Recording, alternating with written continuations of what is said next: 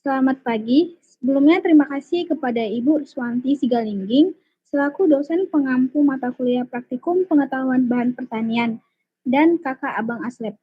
Nah, perkenalkan, kami dari kelompok 9 yang beranggotakan 4 orang, yaitu saya sendiri selaku moderator, Yunita Afiantri Sarifah dengan NIM 21011, Isanuddin Akmal dengan NIM 21032, Iman Jayagaya dengan NIM 21044, dan Safi Tamba dengan NIM 21065.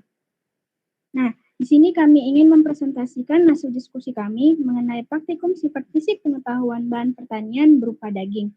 Untuk mempersingkat waktu, saya akan memulai presentasi ini. Nah, apa itu bahan pangan pertanian? Bahan pangan pertanian adalah bahan untuk kelangsungan hidup manusia, untuk tumbuh dan memelihara tubuh secara berkembang biak dari hasil pertanian. Bahan-bahan hasil pertanian seringkali mengalami kerusakan, baik di lahan maupun dalam proses penanganan pasca panen. Kerusakan-kerusakan tersebut dapat disebabkan oleh beberapa faktor, di antaranya fisiologi, mekanis, termis, biologis, dan kimia. Untuk mencegah kerusakan-kerusakan tersebut, diperlukan pengetahuan tentang karakteristik atau sifat teknik bahan hasil pertanian yang berkaitan dengan karakteristik fisik, mekanik, dan termis. Nah, sifat fisik bahan pertanian ialah ciri khas suatu produk pertanian, baik secara langsung maupun tidak langsung, yang akan mempengaruhi tingkat penerimaan konsumen. Oleh sebab itu, sifat fisik bahan pertanian harus selalu terpelihara agar tidak terkena banyak perubahan dari sifat aslinya. Nah, selanjutnya, apa itu daging? Nah, daging merupakan salah satu bahan pangan yang memiliki nilai gizi berupa protein yang mengandung susunan asam amino yang lengkap. Daging didefinisikan sebagai urat daging atau otot yang melekat pada kerangka, kecuali urat daging bagian bibir, hidung, dan telinga yang berasal dari hewan yang sehat sewaktu dipotong. Nah, perbedaan pengertian daging dan karkas terletak pada kandungan tulangnya. Daging biasanya sudah tidak memiliki tulang, sedangkan karkas adalah daging yang belum dipisahkan dari tulangnya.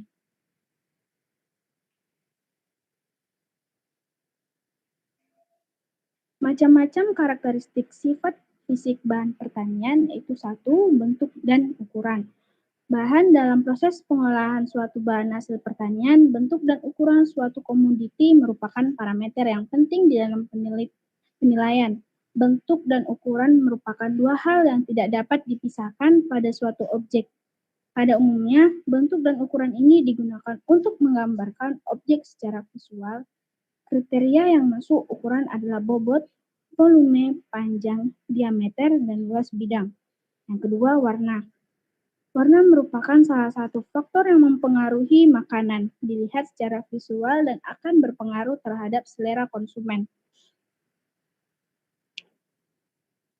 Warna daging bervariasi tergantung dari jenis hewan secara genetik dan usia. Beberapa faktor lain yang mempengaruhi warna daging adalah jenis kelamin, jenis otot, umur, strain, prosedur pengolahan, temperatur pemasakan, dan pembekuan.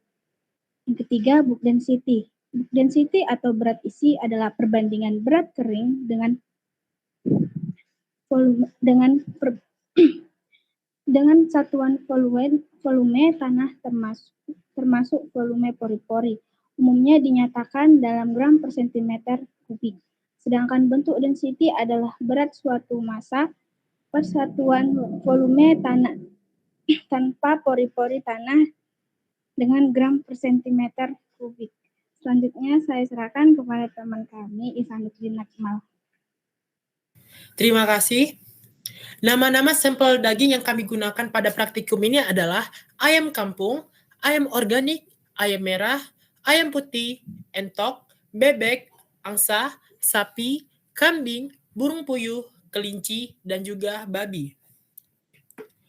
Untuk mengetahui kriteria daging yang bagus dan baik, kita perlu memerhatikan sifat fisik terhadap daging-daging tersebut.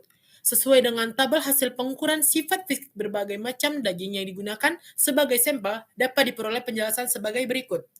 Ukuran diameter mayor terbesar yaitu daging ayam organik sebesar 130,9 mm karena ayam tersebut dipotong secara memanjang dan bagian yang digunakan yaitu dada.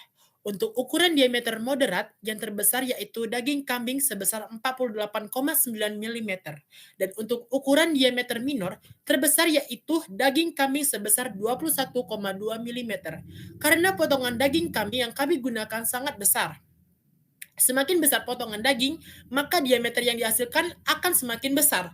Begitu pula sebaliknya, semakin kecil potongan daging, maka semakin kecil diameter daging yang dihasilkan. Selanjutnya adalah tabel warna. Warna daging pada umumnya putih pucat. Yang membedakan setiap daging memiliki warna yang berbeda terletak pada kandungannya.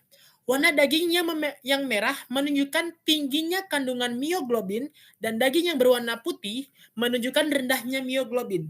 Mioglobin adalah protein dengan bentuk struktur bulat yang menyimpan oksigen dan terbentuk dari rantai polipeptida. Mioglobin ini merupakan pigmen utama penyusun 80% dari pigmen daging dan berwarna merah keunguan yang akan mempengaruhi derajat warna merah daging.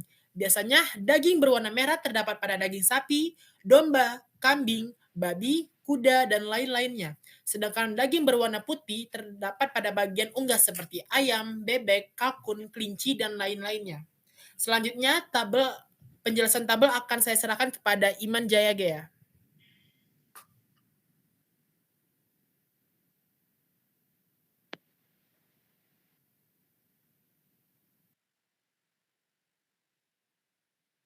Baik, saya akan menjelaskan bentuk dari macam-macam daging. Biasanya di pasaran, daging-daging kecil seperti ayam, kelinci, burung, angsa, bebek dipotong sesuai dengan kemauan konsumen. Daging ayam biasanya untuk dikonsumsi sehari-hari dipotong menjadi beberapa bagian, mulai dari 2-8 potong. Dan untuk acara besar biasanya menggunakan potongan 16 bagian. Begitu juga dengan daging-daging kecil lainnya, dipotong sesuai permintaan. Bahkan ada konsumen yang membeli daging tersebut tanpa dipotong. Sedangkan untuk daging-daging besar seperti sapi, babi, dan kambing dipotong dengan keahlian si penjual dan biasanya menjadi 25-30 potong per satu ekornya.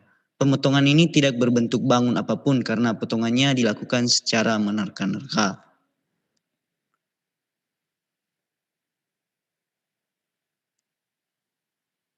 Kemudian, berat dan volume daging yang paling besar adalah daging bebek sebesar 132,2 gram dan 133,3 mil. Sesuai dengan potongannya yang besar, maka berat dan volume daging yang dihasilkan akan semakin besar pula. Begitu sebaliknya, jika potongan daging kecil, maka semakin kecil pula berat dan volume daging tersebut. Hal ini berkaitan dengan potongan dan ukuran yang dihasilkan. Selanjutnya akan dijelaskan oleh teman kami Sakti Tamba.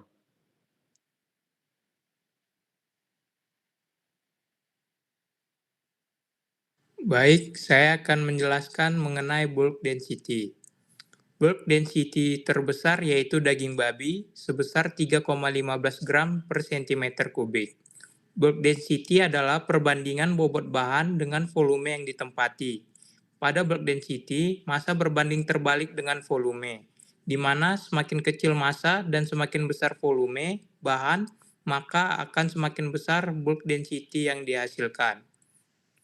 Kemudian, tabel luas permukaan. Luas permukaan terbesar yaitu daging ayam putih sebesar 55,7 mm kuadrat. Tujuan pemotong daging adalah untuk memperkecil ukuran sehingga mempercepat proses denaturisasi protein. Semakin kecil ukuran daging, maka luas permukaan bidang seutuhnya akan semakin besar. Luas permukaan yang semakin besar akan menyebabkan laju reaksi menjadi lebih cepat, begitu pula sebaliknya. Semakin kecil luas permukaan daging akan menyebabkan laju reaksi menjadi lebih lambat. Sekian. Nah, sekianlah penjelasan artikel kami. Jika ada dari teman-teman untuk kami, dapat mengetik dan mengirimnya lewat kolom komentar di bawah ini. Di like.